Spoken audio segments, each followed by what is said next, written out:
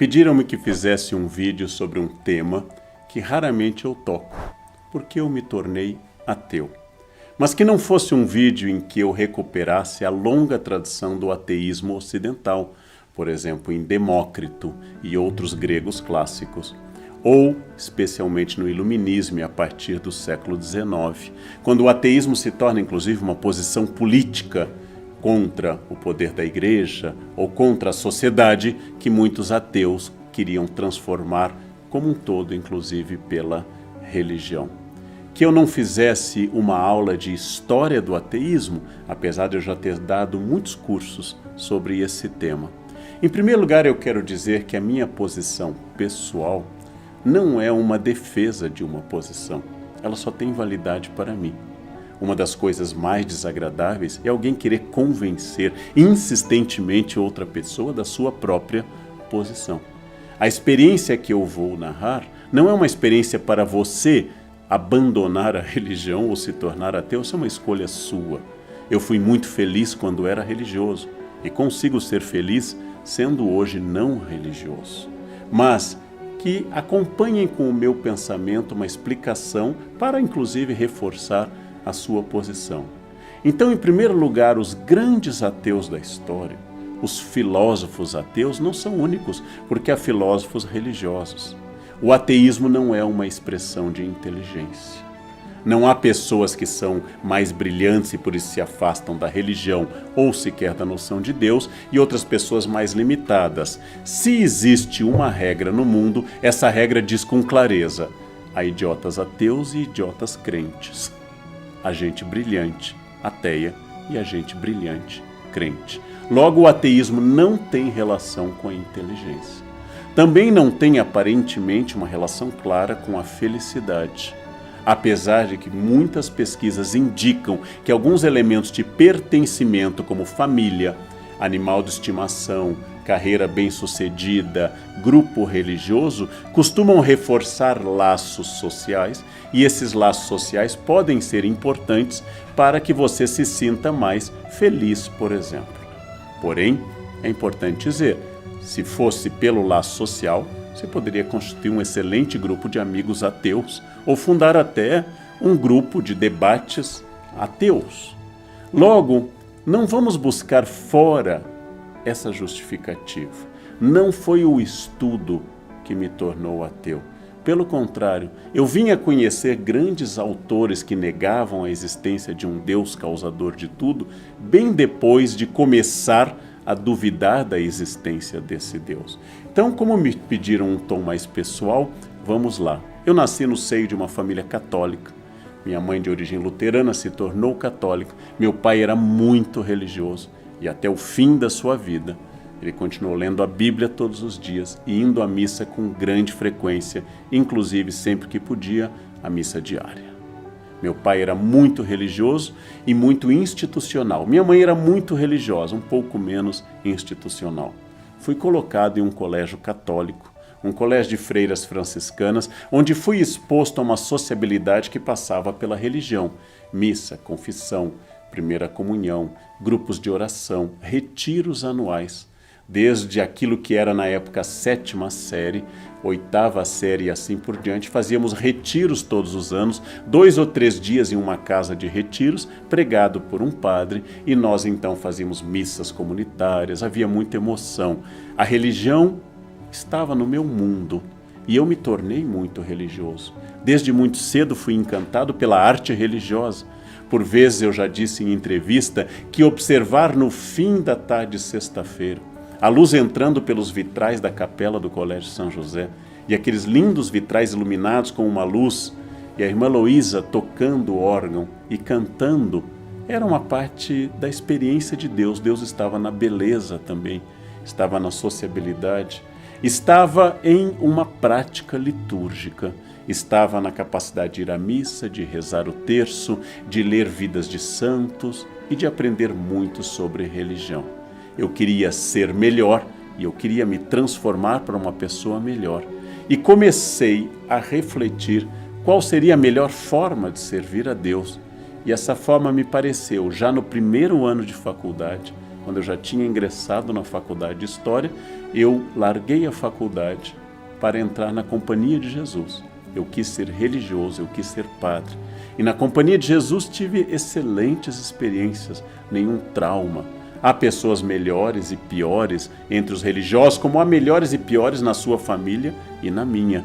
Como há melhores e piores na universidade ou no trabalho. Não tenho nenhum trauma específico, tive excelentes professores e devo muito do que eu sou e muito do meu conhecimento a boas freiras e bons padres cultos que me ensinaram muito. Eu sou sempre grato a isso.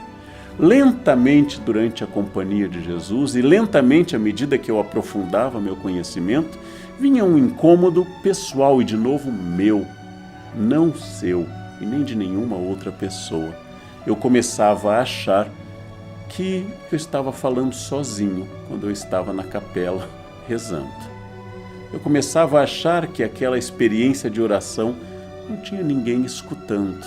Claro que essas ideias eu afastava com muita ênfase, porque eram tidas como secura espiritual, um momento em que Deus testa a alma para saber se ela busca Deus por Ele ser Deus, ou pelas bênçãos, ou pelas alegrias da oração. A secura, que muitos santos relatam, Santa Teresinha de Lisieux, São João da Cruz, Santa Teresa d'Ávila, a secura espiritual é aquele período em que a alma não encontra uma aparente reciprocidade ou que Deus fecha a sua face.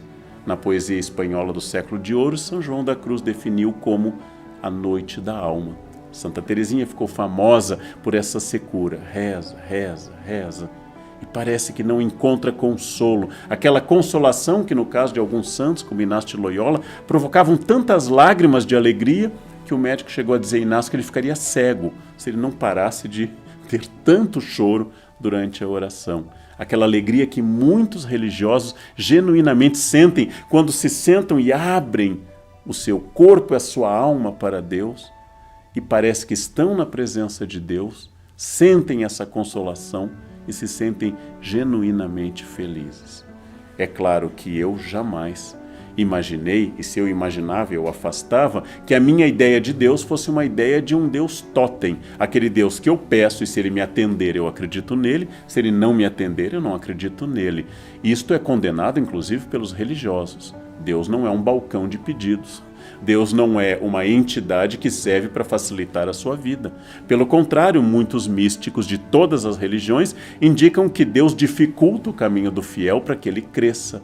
Deus envia a dor para que eu cresça. Deus envia o sofrimento para que eu cresça. Porque se Deus apenas distribuísse benesses, seriam daqueles deuses tribais que desde a origem dos monoteísmos Abraão rejeitou, Moisés rejeitou.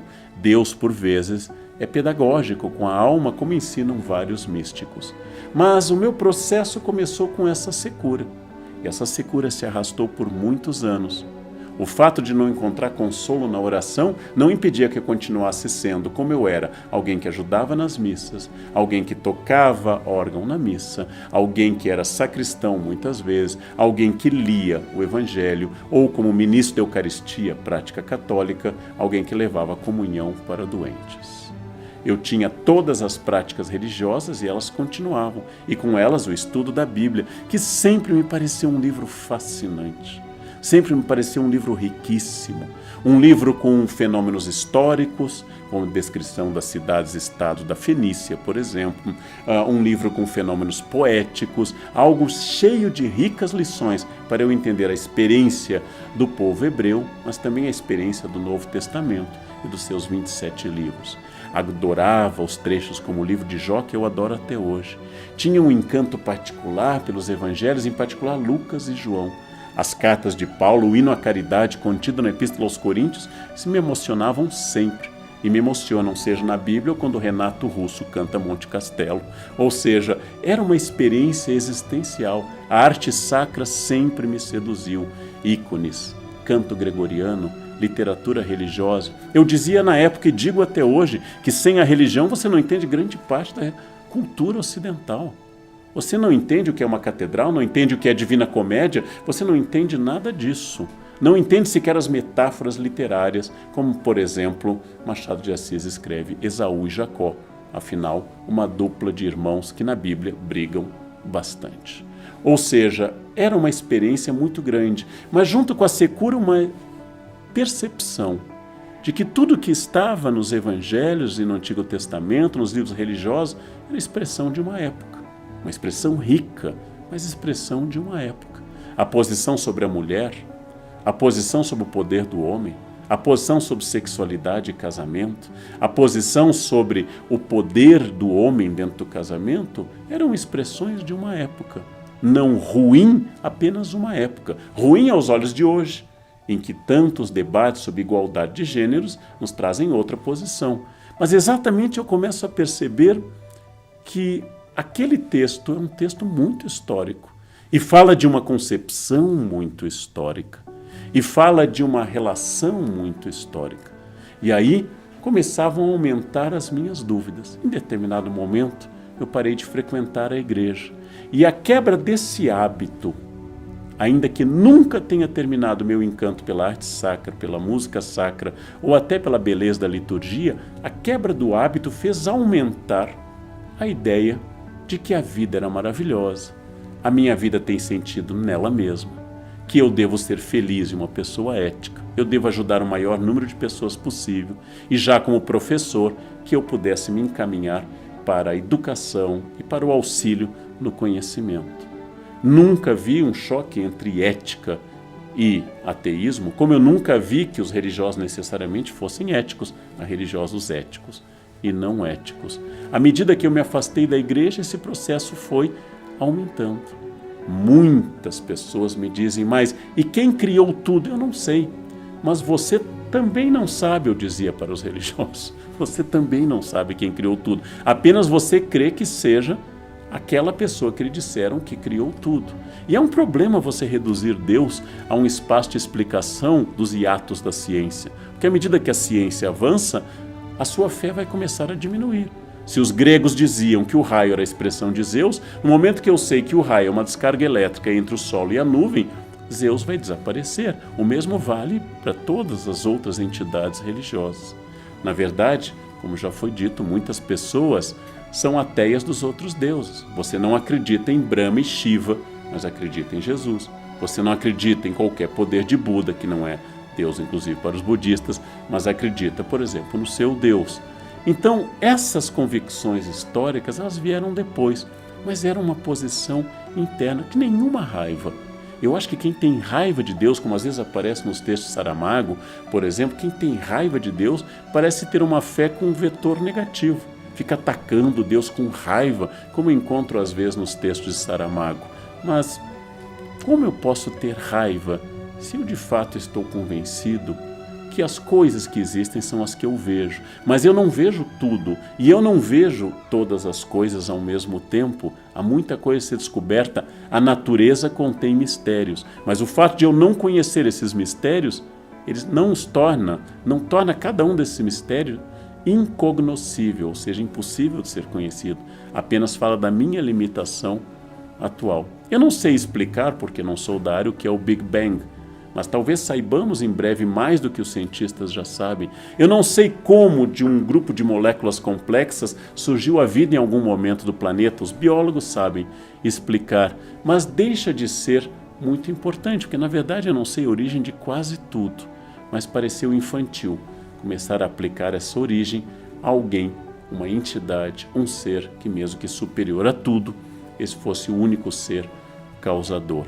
A minha vida foi seguindo cada vez mais sem essa explicação. Isto não é uma característica universal, isso é uma experiência pessoal. Ela é permanente. Bem, eu já fui religioso e eu não sou religioso. Logo, é científico supor que eu possa voltar a ser religioso, se em algum momento, dentro de mim, houver uma percepção diferente. Então, o que eu acredito hoje é que a sua crença, em qualquer campo, ela tem que ser uma crença ética, independente se ela nega ou afirma a existência de Deus. Eu não gosto que me chamem de ateu, porque ateu é uma negação. Seria como dizer a você, você é um não italiano, né?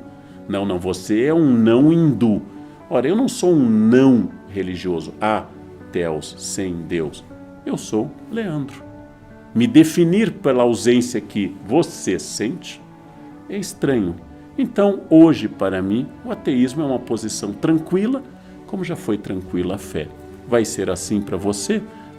Aprofunde, leia bastante, se for o caso, e tente achar a sua posição. A única coisa que é essencial é o respeito, a posição de todas as pessoas, de quem profundamente acredita, de quem não acredita, de quem é indiferente a acreditar ou não, ou simplesmente para aqueles que sequer pensam sobre isso. O importante é ser ético, e aí não importa muito para quem a sua mente se volta.